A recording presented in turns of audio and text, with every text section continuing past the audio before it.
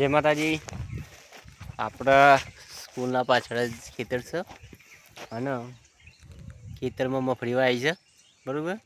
42 દિવસ આજ પૂરા થયા બરાબર. એટલે જે થોડું ઘણું ખરું છે એ નેદવાનું કામ ચાલુ છે અને જોરદાર મજૂર આવી ગયા છે મપોહન બરાબર. કે ખહલું એ ના રાખી તમે મજૂર આવ્યો પાવડી લઈને નહીં. હું કેવું તમારે જેટલું નેદી બાકી છે નેદવાનું. એમ નેદવાનું જોજે મફળી કાઢ નાખે. શું રોજ હતા તમારે રોજ કેટલો છે? કેટલા પૈસા રોજ છે તમારે? 5 રૂપિયા ભાઈ. 5 રૂપિયા દાઢી છે ભાઈ ને બરોબર. બહારથી લાયા છીએ બરોબર. મફળી તો સારી છે. ખાતર નાખવાનું બાકી છે.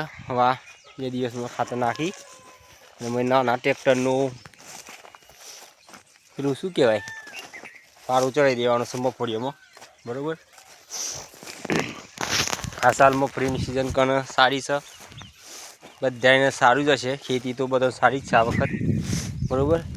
પણ જો આવું બધું ખહલું હોય એને ઉપાડીને દૂર કરવું પડે. કારણ કે મગફળીઓને ખહલાનું બનતી જ નહીં. જો બની જાય તો સાર થઈ જાય પછી મગફળીઓ ના બેસી બરાબર.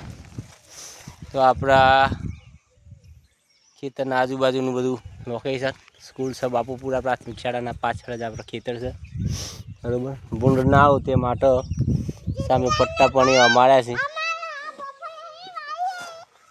કારણ કે શાયો બહુ વિતાડે છે.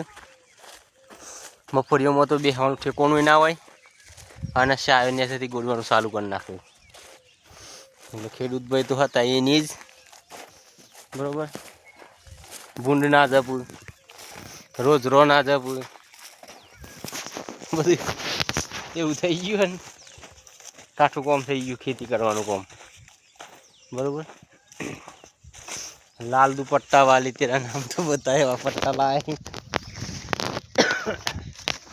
એ મફળી ના કાઢતો ઓય આઈ જા ઓય આઈ જા. તો મિત્રો જો આ રીતે પટ્ટા મારી દેવા પર.